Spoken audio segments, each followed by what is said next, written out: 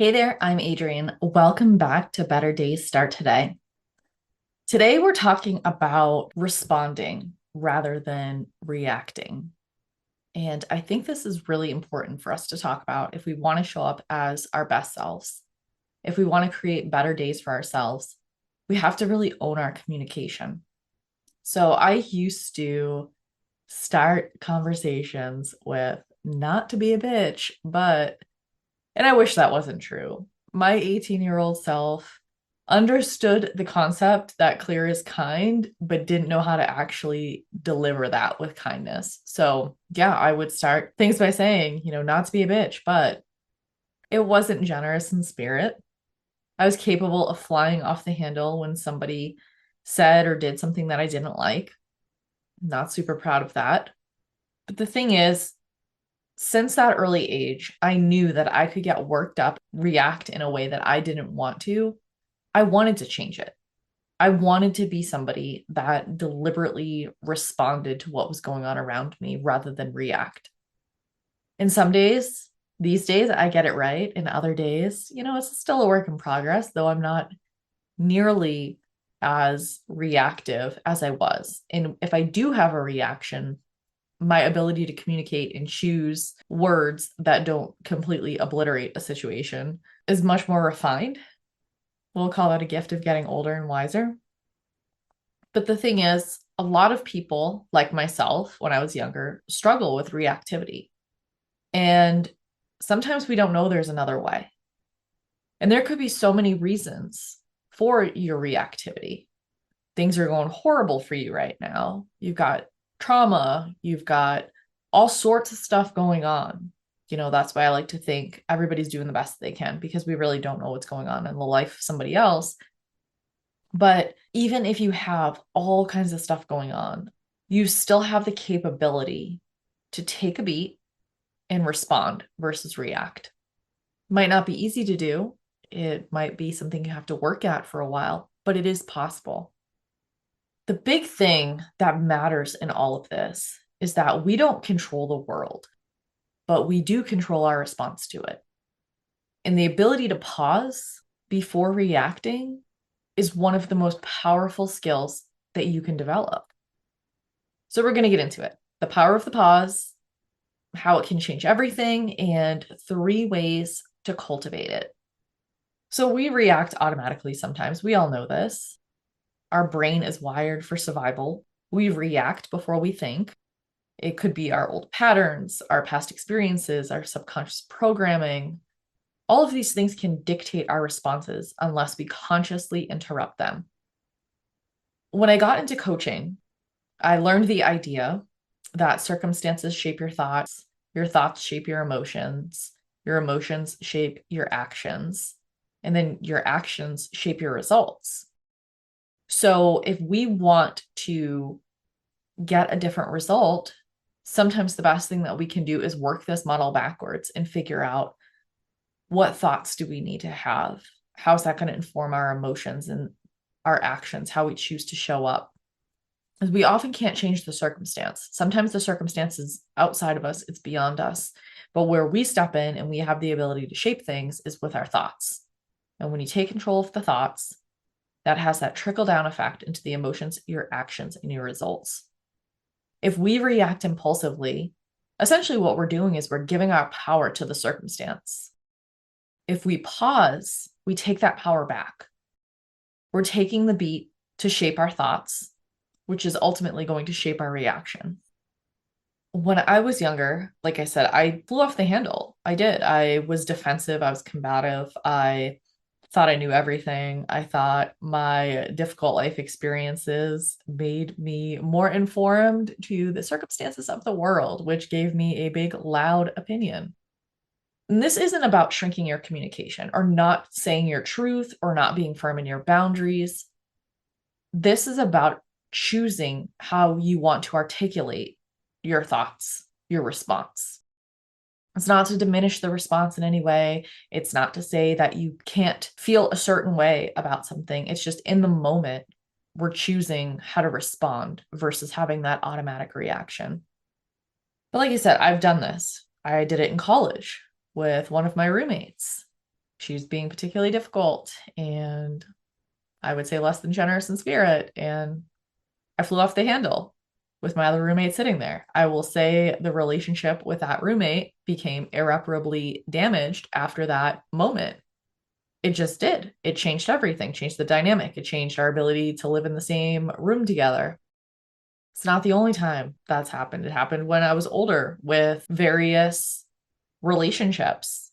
Once I knew you, I had the ability to say the things that you can't take back. I can hurt you. And sometimes in my anger and frustration, I took advantage of that. I actually did that. And I hurt people and it hurt the relationship and our ability to be together moving forward. So I don't just say, like, oh, take a pause, take a beat, and it could save your relationships. I was the person that didn't take a pause, that didn't take a beat, and cue the fallout. It's not always great. So I've got 3 ways that you can cultivate the pause. The first thing, name it to tame it. And by that, I mean, you want to label the emotion that you're feeling. When you feel all of a sudden that rage kicking up, when you feel that overwhelming sadness and you want to burst into tears, name it to yourself. I feel sad. I feel angry. I feel enraged. And by naming it, what you're doing is you're just calming your nervous system. You're engaging the rational part of your brain, and it's interrupting that automatic response. It's giving you a moment to identify the emotion that's about to shape that action you're going to take, which is that less than generous response. So by naming the emotion, you're getting clear on what's happening, and it gives you that beat to choose something else. Once you label the emotion that you're feeling, you'll notice the intensity of that feeling decreases. By just giving yourself that second, naming the feeling, the intensity lessens, and you can better choose your response. The second thing that you can do, and this one could be a little bit challenging, kind of depending on whether you're feeling imaginative or you've practiced the skill. This is a skill that does require a little bit of practice, but it's essentially zooming out before you lash out. And what it's doing is it's giving you space, distance between the emotion that you're feeling, and it helps you respond with intention rather than being swept up in that moment. So when we zoom out before we lash out, we're mentally stepping outside of the moment. So we're sitting there, we're in the heated conversation, and just for that half second, picture it like it's a scene in a movie and you're directing it. Get imaginative for a second. Where do I want this character to take that? And like I said, it's a practice skill, but by even giving yourself that moment to, like, let me imagine something different, or let me imagine having full control of how this is going to play out, you give yourself distance from the moment, from the emotional intensity of it, and you can choose your response. Again, this is a skill that requires a little bit of practice, but whatever you can do to get that emotional distance, to give yourself that pause, that will help you. The third thing I'm going to give you is my favorite thing. And I used to think of this as mindfulness, getting into the moment, focusing on something that's right in front of you, maybe a color, a smell, the way something feels, the temperature in the room, the way the clothes feel on your skin, whatever it might be, picking something in that moment and focusing on it. I recently finished the positive intelligence training program, and he introduced this idea of PQ reps, positive intelligence reps. And basically, it's like reps for mental fitness. What it does is it grounds you in the present moment, but it does that by getting you to focus on a physical sensation or sensory experience. It has you focus in on something in that moment. The neurology behind it essentially is that it's moving your brain from your left brain. He calls it your saboteur brain. It's your analytical, judgmental, reactive brain. And you're shifting it to the right, your right brain, which he calls your sage brain, which is really just your creative, your intuitive, your connective brain. And what this is doing by making that shift, by doing this PQ rep, it's helping you regain control over your response rather than reacting impulsively. You can do this by rubbing 2 fingers together, like your thumb and your forefinger, and just rubbing it together slowly and feeling the sensation, the ridges of your fingertips, just feeling that. You do it by tapping your feet, feeling the weight of your feet on the floor, If you're engaged with somebody, right, you're in this conversation, this heated conversation, you're about to respond. Another thing that you can do is you can bring your full attention to a single detail about this person. Maybe you're noticing the color of their eyes. Maybe you're noticing the movement of their lips. You're just focusing in on one particular characteristic, one trait about them, and you're really focusing in on that hyper detail. I have been practicing this methodology, the various ways to PQ rep. My go-to is the physical sensation. Doing PQ reps with touch, that for me interrupts the thought better than anything else. I would say try it for yourself, try some different things and see what happens. And this is something that I use even outside of heated conversations and debates. It can be, I'm having some negative thoughts in my own mind. I'm going down a rabbit hole of some sort. And I do this little gesture, just rubbing the finger and the thumb together, feeling those ridges on my fingertip, bringing myself into that physical sensation. And it pulls me out of that analytical mind that's getting all spun up. It's a really powerful technique. It sounds really simple, which it is simple to do, but the impact is profound. We all know that reacting is easy. Responding takes practice. But that pause that you create for yourself, that's where the power lies.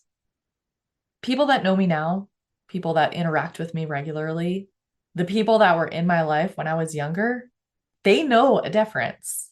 They notice it. They know how I showed up, how I challenged people, how I provided feedback, how I engaged in clear and honest communication was very different then versus now. And of course, we always evolve, right? When we know better, we do better. I have figured out ways to manage my emotional reactions. In me now, very responsive. There are few instances where I'm very reactive. It's not to say that I don't have frank, honest conversations. I don't have clear conversations. I do. But I choose to make them very intentional and show up the way that I want to show up, not the way my emotions are driving me to show up.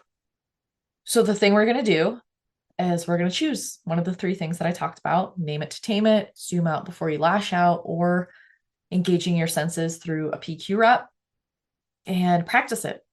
See which one helps you, whether it's to pull yourself out of your own thoughts or help you respond more effectively while communicating with somebody else. This is super important work because the way that you respond in your life, it shapes your results. So if you're not getting what you want out of life, if you're not showing up the way that you want to show up, if the actions are not in alignment with who you say you want to be and what you want to have, what you want to create, then something has to change. Every pause is a chance to choose something different. So try out the techniques and let me know what works for you. Tag me on social, send me a DM. I would love to hear what you tried and how it worked out. If you're ready to shift your perspective and you don't know where to start, I want you to grab my free AI guided reflection. It will help you uncover possibilities you may not have even considered yet. The link is in the show notes, which is just in the episode description. You'll find the link for it. Grab this guide. There are some really powerful prompts that will help you start thinking about what's possible in your life. I'm going to end with this. Your first reaction isn't the real you. It's a reflex.